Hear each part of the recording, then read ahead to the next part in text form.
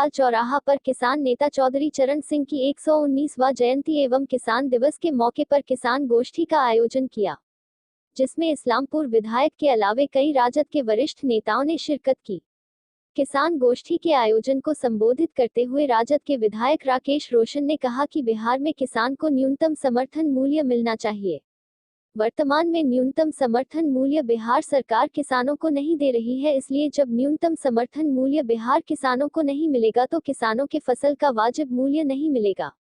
एक सशक्त विपक्ष होने के नाते जनता के हित के प्रति राजद महागठबंधन के तमाम लोग सभी जगहों पर किसानों के आंदोलन चला रहे हैं।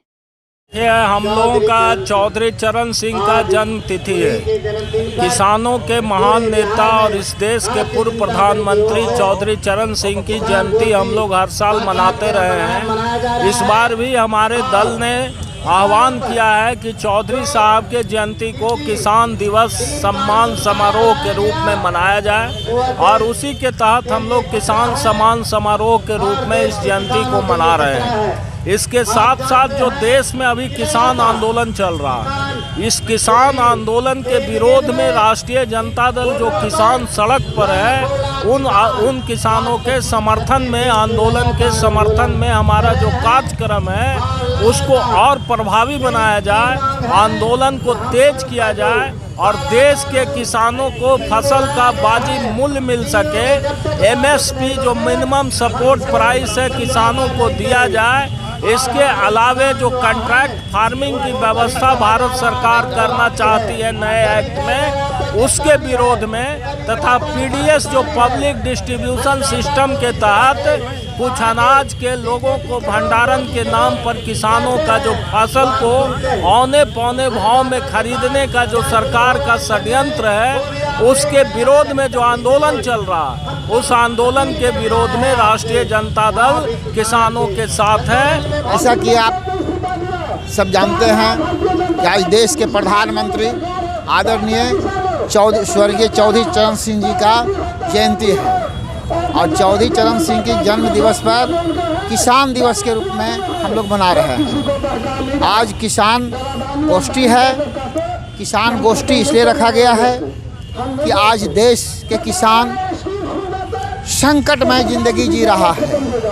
3 कानून जो बना देश में, कृषि कानून, वह किसान विरोधी है।